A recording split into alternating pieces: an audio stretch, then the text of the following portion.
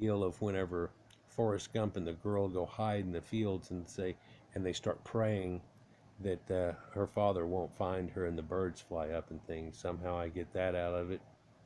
Almost gives me a chill, but let's talk about this a little bit more. So we're talking about horse people and a connection, and a girl who gets pregnant, she's scared of it, and basically she gets turned into a horse or turns herself into a horse, like they talk about turning into a dolphin and so on. This goes back, and of course people used to believe, and still to this day there are a lot of people believe, that you can morph into these creatures in a sacred way. This situation, much like this girl did right here. In fact, it keeps some of that ideal into it. But that again is a zodiacal tell. I mean, they're showing it right here. Let's just go on. Eridanus the river. In mythology, Phaeton was the sun god. Helios, Phaeton, begged his father to let him drive his chariot across the skies. Eventually, Helios agrees and Phaeton mounts the chariot. However, being unexperienced, the boy loses control of the horses, plummets towards Earth, causing catastrophic damage.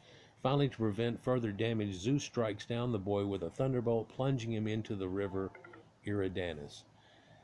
And I did a video on this exact topic and how it connects and how it's zodiacal connected a long time ago, back about, probably almost a year ago now. So you could look into that and show you the connections. But Eridanus and this river is in heaven. Yeah, this is a constellation. And this thing that had happened. And a lot of people make connections to the fact that this was actually a comet blazing across the earth, where they're connecting it to the sun. And connectives that come off of that. Perhaps even the Younger Dryas event. And it's kept from that time. Of people knowing, hey, there's this mythology about da-da-da and this thing, and apparently the sun god, somebody did wrong, but let's blame it on this kid that didn't quite know how to deal with horses, because we understand that because it's fairly new to us. And then you look at it and you go, well, they had horses good by then. Yeah, by the time you're thinking of. Do you think this all was like popcorn, or did it come from thousands of years of screwed up stuff? It's the latter. F. Fornax, the furnace, named after the invention of the chemical furnace, or fornax chemica, used in chemical experiments. This is alchemy. Yeah, this has a lot of connections to do with alchemy and so on. This is chemical furnace, an idea, but it's also used in the sacred hearths of the gods, making sacred weapons and all these things. Yeah. It's the only F, though. Let's get on to G. Big G. Gemini. Named after the immortal mythological twins, ultimately fathered by Apollo, Castor and Pollux. But there are a lot of stories about twins. There's Cain and Abel for one of them. But you can do the same type of way and pull around the stories. Yeah. Most religions have two brothers that did one thing. Sometimes you're even turned into a fish, and that becomes Pisces, and they're still there as two brothers fighting. If you have a brother, you know what the hell they're talking about. Let's move on. Because I could go for a while. I've done a video about that before too, and a lot of these I've done individual video types on and mentioned it in other ones, but here we go with a conglomeration, kind of compendium, if you will. Grus are the crane. This is very important, crane. This is a crane or a stork, and it brings babies and everything. Yeah, but there's a lot more to this crane. The crane is one of many constellations named after exotic animals by Dutch explorers traveling into the East Indies. I tell you, this goes around a whole lot time before this. But notice how they keep bringing out those Dutch explorers. I'm telling you that they had connotations that hooked up with it long before they were Dutch. But they were explorers. We're going to H. Hercules the Strong Man. Everybody knows what we're talking about. Oh my God, did it time out already on me? I'm sorry if it did. We're coming into part 2 then. Wow. Named after Hercules, legendary strongman and hero of Greek mythology, actually Hercules is one of the oldest constellations in our night sky, dating back to ancient Sumerian civilization. Yeah, they had it way back when. In fact, he's Gilgamesh there at one time. Oh yeah, and Orion. Yeah, and you can take that story and go around. In fact, I did a video about it not too long ago, but it's because I did a video long ago where I tell you, well, I could tell you this whole story here. In fact, I can take about 30 Sumerian tales and go, oh, start here.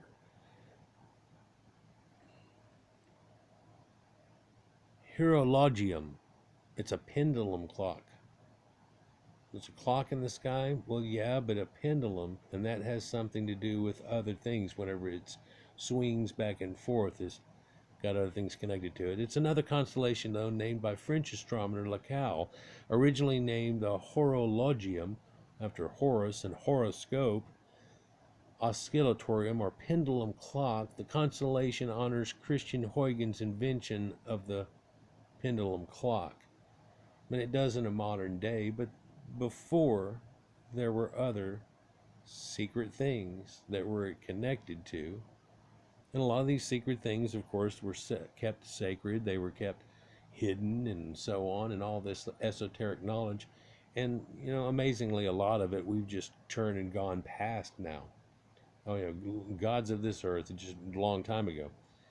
But to be able to realize and look back is something that I think has and retains a good value for everyone involved, so they can see how things came about in reality. Let's get on to another dragon or Leviathan type creature, Hydra, the water serpent. Officially, Hydra is the largest of the 88 recognized constellations. Lyra and Hydra was the mythological monster from Hercules' 12 labors, plus Hydra is one of the ancient original constellations coined by Ptolemy in the 2nd century. Well, yeah, they've seen the Dendera one and so on like that, and people have made that connection, but the zodiac goes back much earlier than that. I've shown that in quite a few videos. So hopefully we already have the connection that people were looking at the stars and doing this from way back when. How far back? They found Cro-Magnon things where it's showing Taurus and, yeah, all lined out the Pleiades, and it's on cave walls. Look at Lecaux, France, and it shows you. There's a few different ones, but let's just continue here. Hydrus, the water snake. Actually, Hydrus has no formal connection to any mythologies. In fact, coined by Dutch explorers, the constellation represents snakes seen on the explorer's journey to the East Indies, they say. I'm telling you that you can find Hydrus as a snake in a whole lot of stories. Let's go with the original Inky story where he comes upon the land of Earth and the first thing he runs across is a snake and so on. This is that one. Yeah.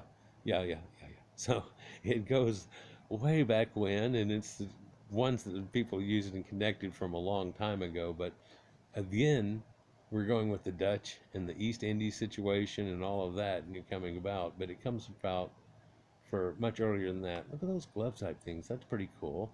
And that elf hat, that's just wicked. Those mittens, that's some nice crap right there. Indus, or Indian. Representing the ingenious people met on the East Indies journeys. Indus was also coined by Dutch explorers in the 1500s. However, it remains unknown whether it represents East India, Madagascar, or South Africa. Well, let's just say this. Different people used it to mean different places. And it was a faraway place. In fact, the Sumerians used it as Maluha. And, well, what's that? That's the Indus civilization that they talk about. That's kind of well known now. Yeah. And the Aryan connections that hook up to that, but that's just one of them. Let's continue. Liserta Lizard. Not associated with any mythologies, Liserta was named by Polish astronomer Johannes Hercules in the 1600s. I would wonder if that lizard was not used in a few other places too. That's a little small thing, zig zig zig. But yet you see that same zig zig zig in some Greek depictions, and people have often made weird connections with that. Leo the lion depicts an Emelian lion of Greek mythology slain by Hercules amongst his 12 labors. Well, yeah, I mean, yes, you could just go with that, but Leo means so much more. And he was the lion in so many tales. For at the point that people were real burnishing these tales, that many of which lasted on till the modern day, they're involved a lion. You can see it in all their ancient iconography. In fact, I did videos showing you that there was an ancient northern lion, and there's cave paintings that show it and everything. But then also the lion we think of today as being down in Africa was actually up around the Mediterranean at one time. And they had a Barbary Coast version that had a little extra hair around his armpits and so on, a little different. And there are still forms of it today, although mainly inbred with each other, with the different forms. But that went through Sumeria and everywhere else, and you see that iconography, and it is the master of beasts. Because that is the master of beasts, is the reason that the lion is the king of beasts whenever men took it over and used it as the iconography that said, this is it, we've domesticated all kind of animals, and what's the thing that everybody goes, ah, about? It's lions. Of course, there's other threats above that, even in your Bible, where they start talking about unicorns being incredible, but that's an untamable beast. That is the old rhinoceros. Yeah, let's continue. Leo Minor. It's the little lion. It's the Lion King. Once again named by Polish astronomer Johannes Hercules in the 1600s, Leo Minor and the little lion holds no association with any other mythologies, they say. I'm willing to bet that any of these that they say, oh, all of a sudden popped up from the Dutch, but didn't have any associations before, definitely had associations before. Let's just say that. Lepus, the hair of the rabbit. Next, another oldie from Ptolemy in the 2nd century. Lepus depicts the hare rabbit chased by Orion, the great hunter. Also, the hare was pursued by Orion's 2 dogs, Canis Major and Mine. We talked about that. But it can also be a hare that runs down a rabbit hole. It can end up being the story and hares in mythology and stuff that actually hooks up with the druids too, and other connections. So while we're showing you mainly Greek stuff here, I'm trying to show you that there's other connections in each one of these, and it's what's strange is they called it a rabbit, they called it a rabbit, they called it a rabbit. Well, what'd they do with the rabbit? They did X. Well, these other people don't call it a rabbit. What did they do with it? They did X. Yeah, it comes from way back before. The stars have been there for a long time, regardless of your faith or what you want to believe. And weirdly, it's not just a painting of a scattering of dots and sparkly things for us to look at. It's a galaxy mainly that you're looking at, but part of that's part of the major Moore universe. Yeah, in fact, that Andromeda thing we're talking about is a galaxy. Yeah. Libra, literally meaning weighing scales. Libra represents the scales of justice held by Dike, the Greek goddess of justice. It's Nike, not Dike. Oh, excuse me. But these weighing scales, it's also used in merchants and things like that. It's the weighing scales. And how far does that go back? Well, it goes back a long ways, but there has to be justice, and they have to be fair, and you want to make sure they weigh the correct amounts and all those things. And again, we've talked about ancient Sumerians had all these things written down.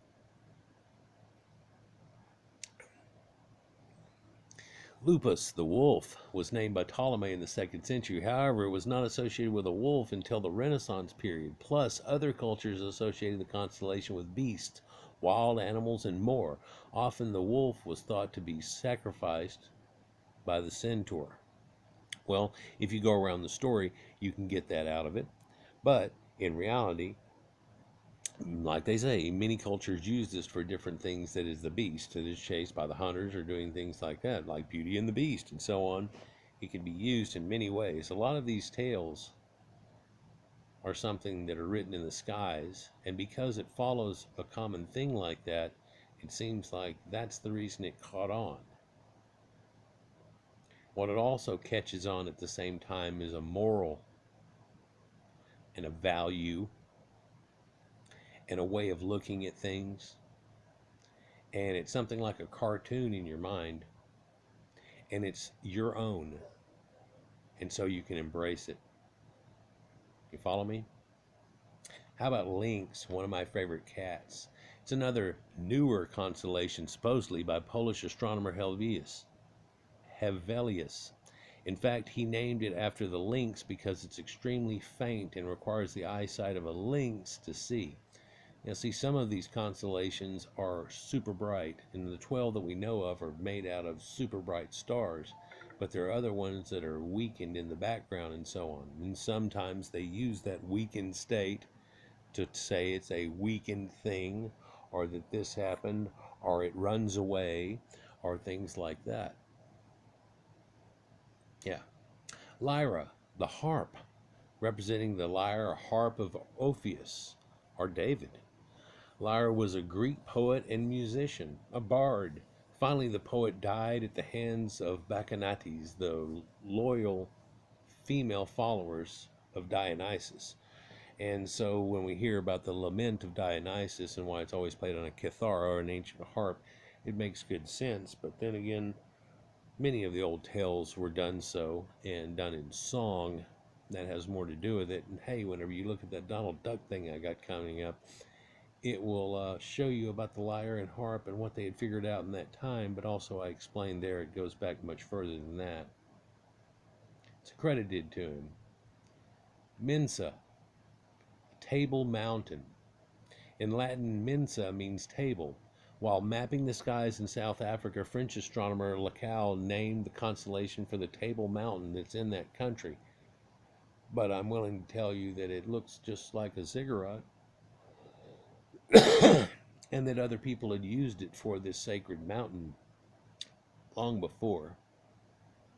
You see, during this time here, whenever this mountain is down south so far that you really only see it in the southern hemisphere, and a long time before, that was around and up here, and you could see it everywhere, huh? Muscropium, microscope. Yeah, there's a microscope. Now, this is one, of course, that is new, but it used to have other pictures associated with it from before.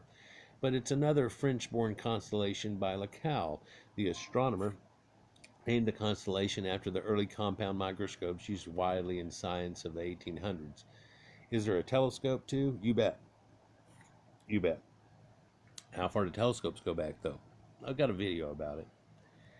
So, before it was looked at as being a microscope, there's a few other things that are connected with it, and it's just that little thing that you don't catch in the story, and they talk about, there it is. They make it into different creatures or different things. Monoceros the Unicorn. Oh, yep. It's Latin for unicorn. Monoceros depicts a mythological horse with a single majestic horn. In fact, Dutch astronomer Petrus Plancius named the constellation for the unicorn, appearing many times in the Old Testament of the Bible. Well, it appears in the Bible because of its sacred connection and, of course, its magic. But this unicorn in the Bible that you can't tame and can't do things with was actually, and people have done so many videos about this, was actually Rhinoceros unicornis. This is the single-horned rhinoceros that was around, and many have made the connection that it doesn't even connect to that, but the ancient one that we know of now that died off of the Younger Dryas that was around before that had even a huger single horn that's on it, and that's where the tale originally come from, and that it wasn't necessarily a horse that became a unicorn as a horse whenever the nomadic horse people came down through, and of course that's the blending of their into your becoming our. Musica, a fly. Simply put, musica depicts the common fly named by Dutch explorers of the 1500s. Well, musca before that was a hornet in some ancient tales, even in some biblical tales, which actually did something that was fairly important, like rush a whole people out. Norma, it's the level. It's named in the 1700s by French astronomer Lecal. Norma represents the carpenter's square or level, often used by carpenters on explorer vessels. So we've talked about a compass being up here and it being the ancient symbol of masons and so on. Now we're talking about carpenter's square and how that is the other symbol that are put together that make that up, and how long have they been using squares and levels and so on. Oh, that goes way the hell back. And then they started using things like that with other technologies to make sextants and so on that actually go back much further than people want to give credit for too. I did a recent video about a type of sextant that's a Twilight Compass. It'll probably be out before this, and it shows you the ancient mariners of the ancient areas up in Europe, the coast that was there, and the Vikings and so on had a way of, after dusk, still detecting the sun and figuring out where everything went. It's pretty amazing. Octans. Octant represents the reflecting octant, a predecessor of the modern sextant for exploration and navigation. Also another constellation naming from the French astronomer Lecal. So some of these things are written in the stars that help people navigate by the stars. There's a plow up there. There's all kinds of things. There's the cart. There's horses. There's ancient tales of old. Wow, it gets amazing. Well, one of the amazing things is that people don't even know Ophiuchus ever existed. Ophiuchus is a serpent holder. It depicts a legendary Greek mythology healer, Asclepius. Actually, mythology says that Asclepius learned to bring people back from the dead while witnessing one snake bring herbs to another. Sounds pretty important with the whole idea of resurrection and things, and why is it one that's left out? Well, it got left out for a reason whenever it started showing ancient connections that go with paganism.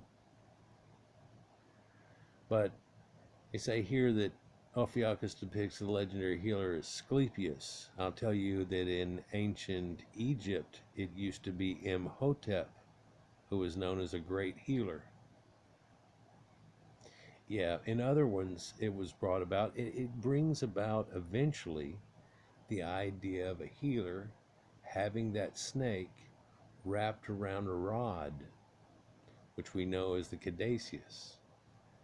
That can be seen in Sumerian stuff and the Greeks later, and into a modern day where you see Hermes, Trismegistus, Asclepius, if you will, like the FTD florist, sometimes carrying this, but we still use it as a medical symbol today. There are a lot more connections to this, and a whole story set that goes with it I could go into. Let's continue, for Orion the Hunter is next. Son of the sea god Poseidon. Oops. He's Neptune's kid. Yep. Orion was the great Greek hunter. In fact, Orion is one of the night sky's oldest constellations, dating back to ancient Sumerian lore of Gilgamesh. I would say that the ancient tale of Gilgamesh comes from a tale that had come from well before that. You can kind of tell if you read into it. But Orion the Hunter is also the pose that the Egyptians are in every time they're smiting one of those people. They have the mace in their hand in the same situation, and that's the Orion pose.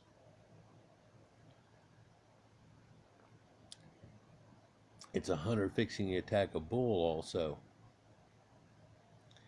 It goes into many aspects, and again, it's that same person and that same thing. The three pyramids of Egypt are lined up like his belt, and I could go on, but why not go to pee here while we can?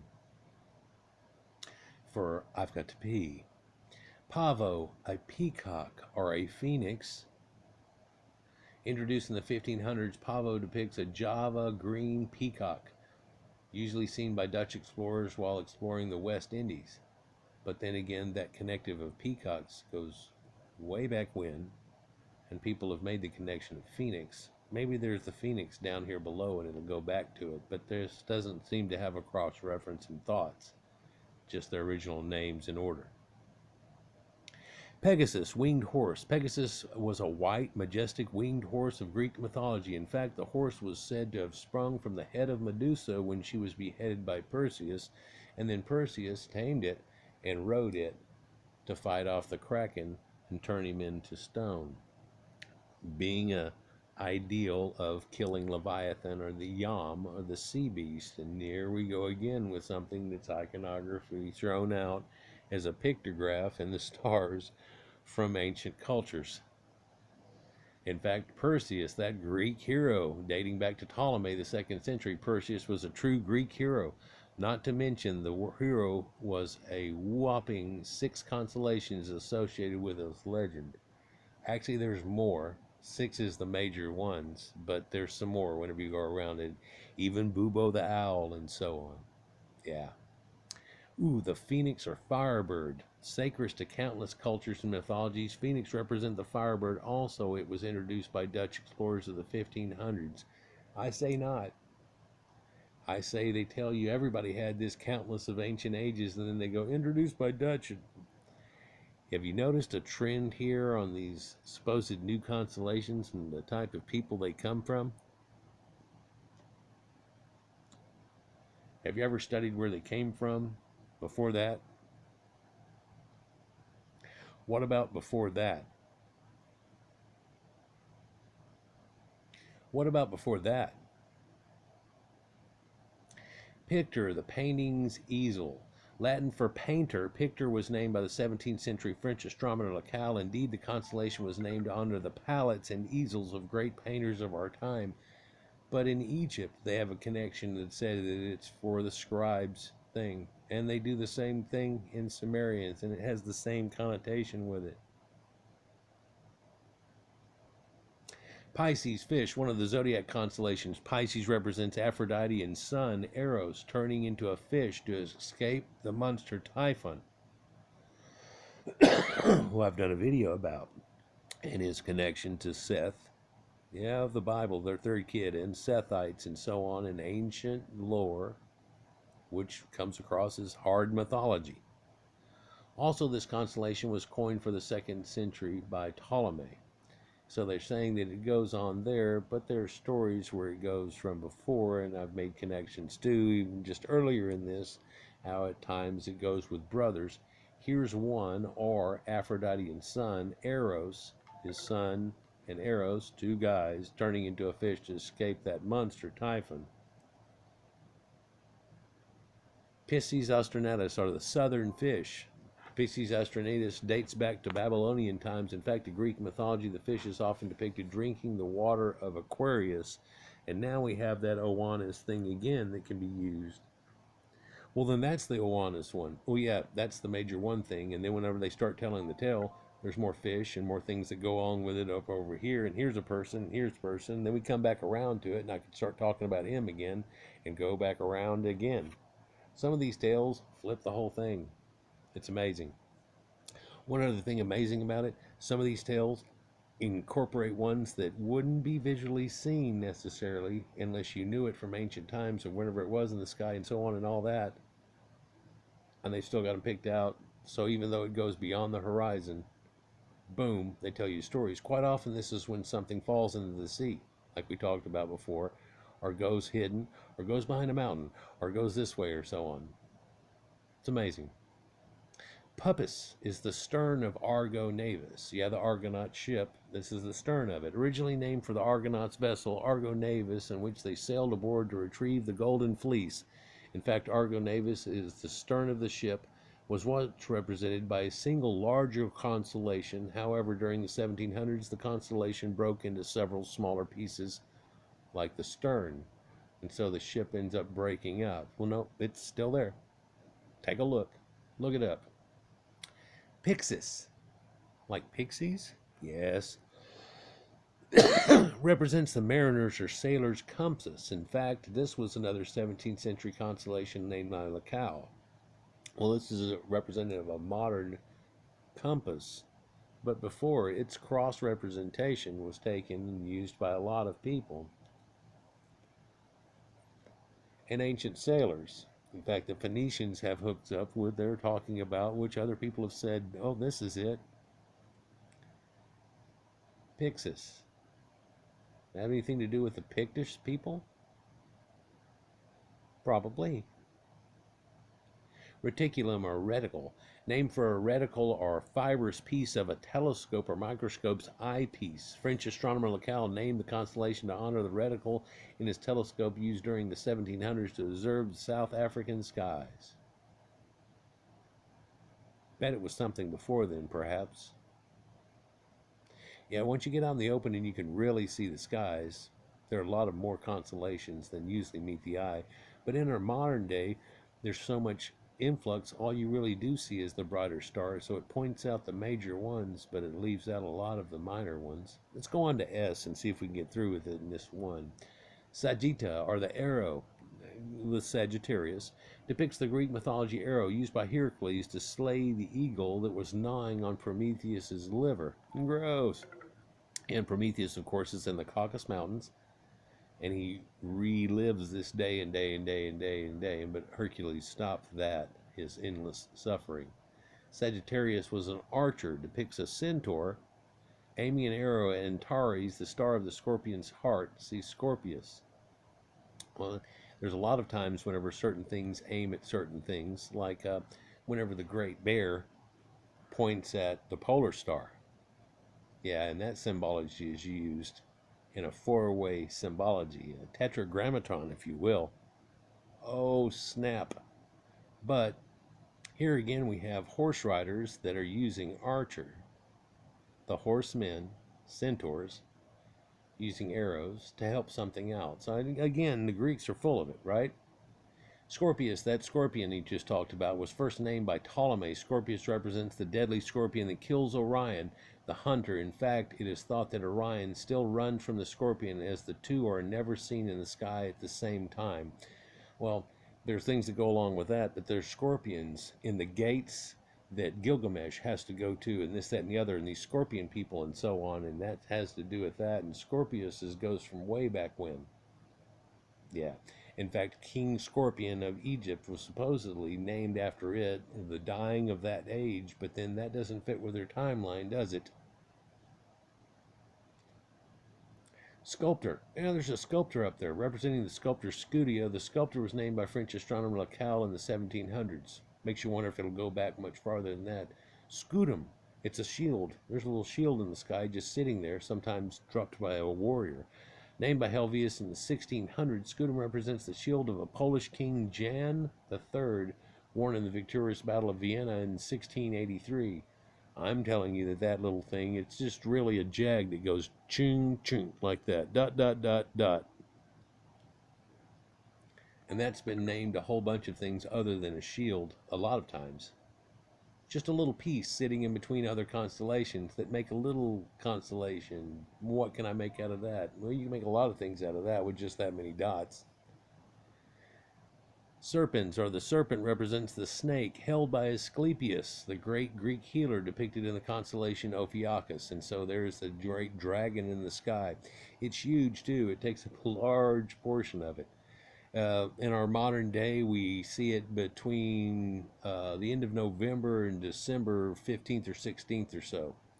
It's a 13th constellation that at one time people were in there. Well, it was all a sacred 12. One of the other ones was left out at one time, and now it's real prominent because of the people involved. Let's just leave it at that.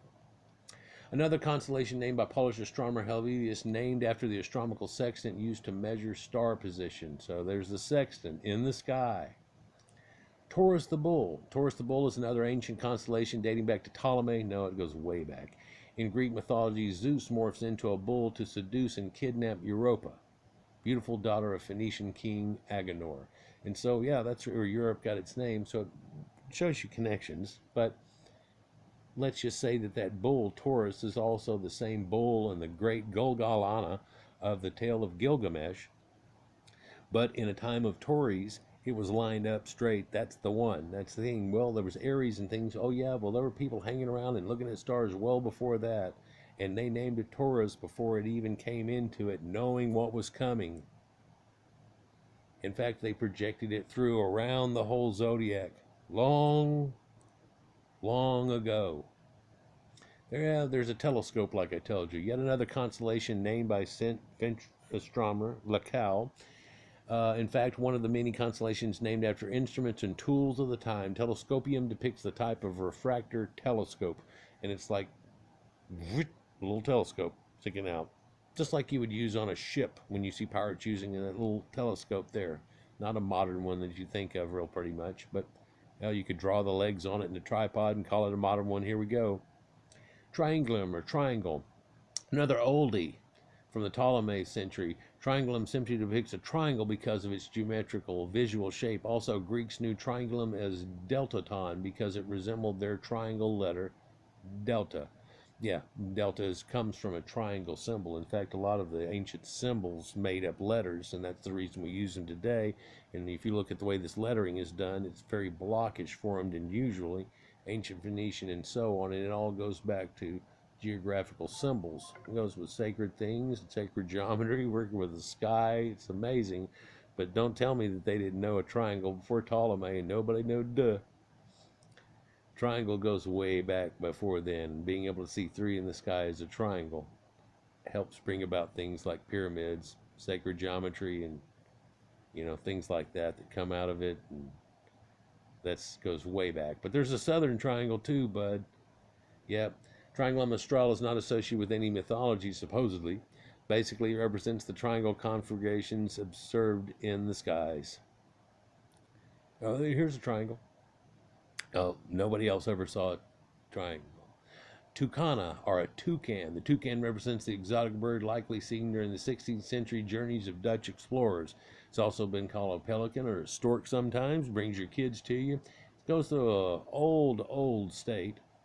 But let's just go on to you and go to Ursa Major, or the Big Bear. One of the oldest constellations, Ursa Majors, the Big Bear, is widely known across many cultures and mythologies. In Greek mythology, Zeus falls in love with the nymph Callisto. However, Zeus's wife Hera turns the nymph into a bear.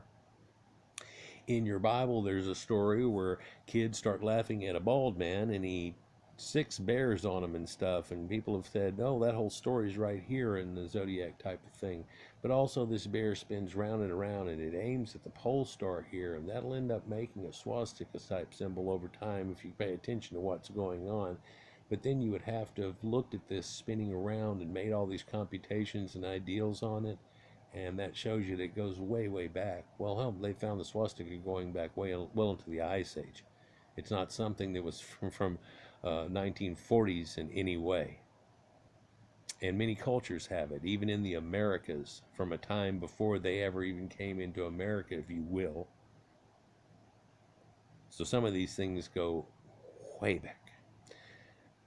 She's got a baby bear too, and you do not mess with a mama bear with a baby bear.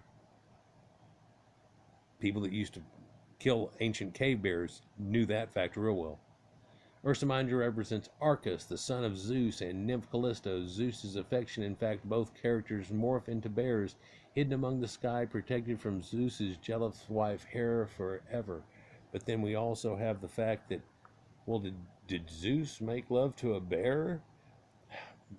Zeus comes across as funny in lots of ways in situations like that, but she was turned into a bear, so was she pregnant beforehand? And then when she had the baby, was it like her and a bear? I mean, you don't always have to go everywhere, but hey, let's talk about the Sails of Sharon. Yeah, that's a cool song. Look it up, Sails of Sharon. One of these 3 constellations that forms the Argonaut sailing vessel, Argo Navis. Vela is the ship's sails. So that ship is cut into many pieces, but also this is a sail and a boat that takes you across the sea of heaven. Yeah, the Sails of Sharon's a real cool song that was done by the Scorpions. It's got a real cool intro. Anyhow, Virgo, the young maiden, the virgin. Virgo represents the daughter of Zeus, Nike, who was a Greek mythology goddess of justice. Most often, Virgo is depicted with majestic wings, holding the scales of justice as seen in the constellation Libra. So she too, long before the biblical idea of angels, has this same type of concept that goes along with it. But Virgo the Virgin is used in many different ways, and in the biblical tale, you can actually go right around with it, and here goes that, and here goes this, and a time, what happens. And go get a picture from this. You'll see a man with a donkey, and go get the picture. That's Aquarius, and so on, and it carries right around. A lot of people have made these connections. How about flying fish? Well, volans, introduced by Dutch explorers in the 1500s, volans represents a type of fish able to bound from the water and appear to sail or fly through the air. Well, before then, though, it would have just been a little dragon or a little flying creature or a bird. Vulpecular, or a little fox. Yeah, there's a fox in there too. And we're reaching our end here. Named by Polish astronomer Johann Helvius again, Vulpeca depicts a fox holding a goose in its teeth. In fact, Helvius is named for the constellation after a fox bringing a goose to Cerberus, the dog guarding the entrance to the Greek mythological's underworld, which leaves him access to, like a fox, do sly things on the side, which are also written in the stars in that story too. It's amazing, but there are at least 88 examples here, and I added to it, where these ancient tales are written in the stars. Archaeoastronomy is something that goes back many tens of thousands of years. If you believe the tale of the Chaldeans, it goes back hundreds of thousands of years. When people were watching the stars and the skies at night and coming up with things like this that helped them remember certain tales of things that had happened long ago, which have now passed into legend and into mythology. But make no bones about it, it actually has some basis in truth in most of these tales. And you can still find them because it's written in the stars. Peace.